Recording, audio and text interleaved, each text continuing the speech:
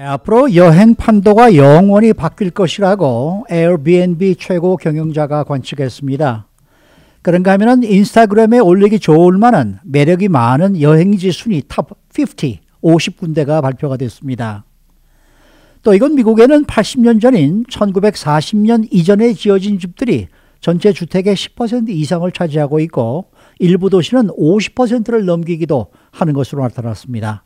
이런 소식들을 오늘은 정리해 봅니다. 박현경 기자. 네, 안녕하십니까. 사실 금요일이 되면 여행 생각이 많이 나는 그러한 날인데요. 네. 앞으로 여행 판도가 완전히 바뀐다. 이런 어떤 내용입니까?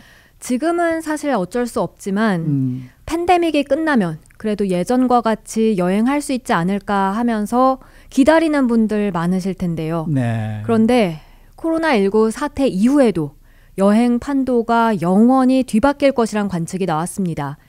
다름 아닌 숙박 공유업체 에어비앤비 최고 경영자가 그렇게 전망했는데요. 브라이언 체스키 에어비앤비 CEO는 오늘 보도된 로이터 통신과 인터뷰에서 여행에 있어서는 팬데믹 이전처럼 되돌아가지 않을 것이라고 밝혔습니다. 여행 자체가 돌아오지 않는다는 말은 아니지만 여행하는 방법이 이전과 같이 되돌아가진 않는다고 설명했습니다. 그럼 어떤 식으로 여행이 바뀐다는 내용이에요? 우선 코로나19 사태로 사람들이 유명 관광지보단 소도시를 선호한다고 내다봤습니다. 아하. 코로나 사태가 지나고 나면 여행을 떠나긴 하는데 그때는 좀 작은 도시들 또는 지방, 외곽 지역을 갈 가능성이 크다고 봤습니다. 네, 그 말은 즉슨 세계적 명소를 찾아다니는 관광객들이 그만큼 급감할 것이다. 이런 내용 아니겠습니까? 정확합니다. 네. 이 체로키 CEO는 여행객들이 타임스퀘어를 여행 가지 않을 것이라고 했습니다. 사람들이 그리워하는 건 오랫동안 보지 못한 가족들, 또 친구들, 그렇게 만나는 일이라고 했는데요. 한마디로 뭘 보기 위함보다는 뜻깊은 시간을 함께하기 위함으로 여행이 바뀔 것이라고 분석했습니다. 네. 그래서 세계적인 명소를 찾아다니는 것보단 가족, 친구들을 만나러 가는 거죠. 네, 네. 그리고 팬데믹 후에 요즘 그 로드 트립 많이 떠나는데 그렇게 앞으로도 계속 로드 트립이 많을 것으로 예상했습니다. 유럽은 큰일 났네요. 네, 그렇죠. 또 여행에 달라질 점으로 어떤 것들이 있나요? Less work, more leisure. 아하. 일은 적게 하고 레저로 더 즐긴다는 건데요. 네, 네. 즉 출장용 항공 탑승객이 줄어든다는 평가입니다. 네. 체스키 CEO는 비즈니스 미팅에 참석하기 위해서 비행기 타는 일은 계속해서 확실히 줄어들 것이라고 점쳤습니다. 네. 출장 대신 지금과 같이 화상 미팅을 더 많이 하기 때문입니다. 새로운 출장 형식이 등장할 수는 있겠지만 그렇게 비즈니스를 위해 비행기 타는 일은 아마도 영원히 사라지지 않을까 체스키 CEO는 관측했고요.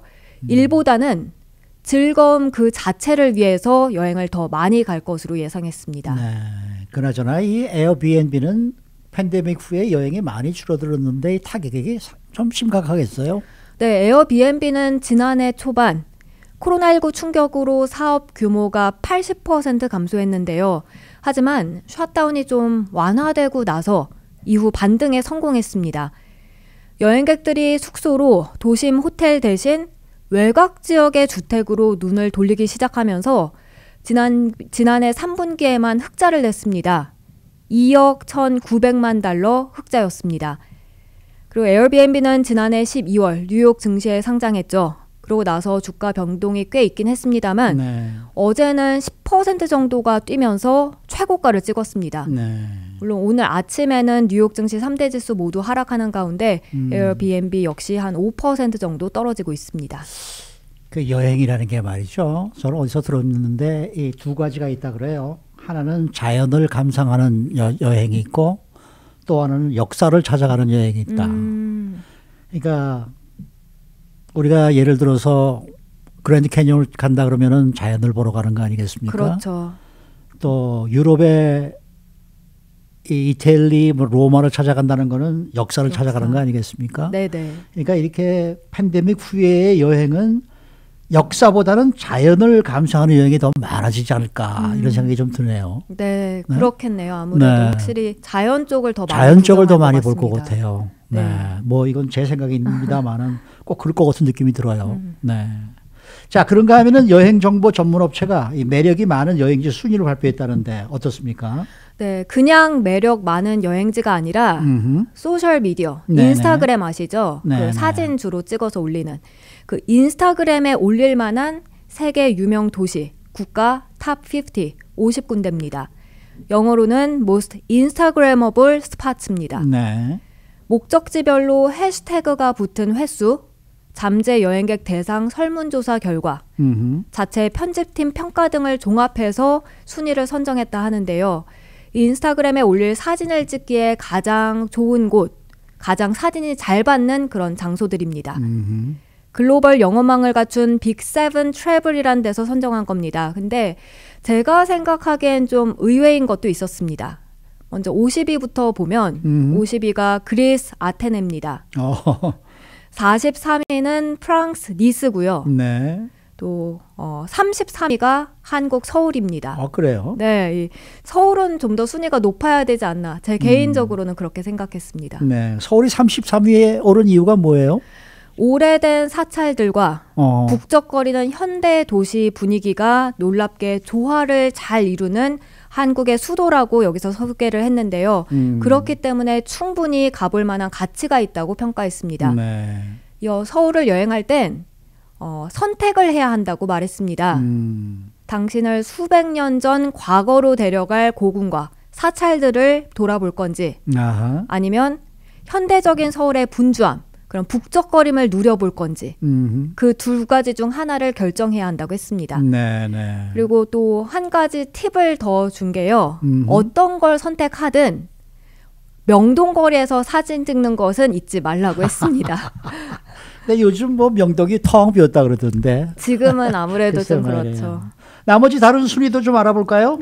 네, 서울보다 하나 위에 있는 게 이 헝가리 부다페스트였습니다. 네. 32위였고요. 아하. 20위가 네덜란드 암스테르담, 10위 러시아 모스크바, 18위 이탈리아 말라노, 17위 대만, 16위 그리스 산토리니, 15위 홍콩, 14위 캐나다입니다. 네. 13위는 독일 베를린과 토론토가 공동으로 차지했고요. 12위는 스페인 마드리드, 11위 싱가포르였습니다. 네. 다음 탑 10인데요. 10위는 영국 런던입니다. 그리고 이 탑 10의 미국 도시는 두 군데가 포함됐는데요. 9위에 시카고가 자리했습니다. 다음 8위 호주 시드니, 7위 쿠바 아바나, 6위 아랍에미리트 두바이, 5위는 터키 이스탄불, 그리고 4위가 또 이제 미국 도시인데요. 바로 뉴욕입니다. 네. 3위 프랑스 파리, 2위 핀란드, 그리고 1위는 일본 도쿄가 차지했습니다. 일본 도쿄요? 네, 좀 의외죠. 의외네. 네. 인스타그램 사진에 붙은 5,300만 개 이상의 해시태그 도쿄라고 이렇게 적힌 해시태그가 그 이유를 입증한다고 설명했고요.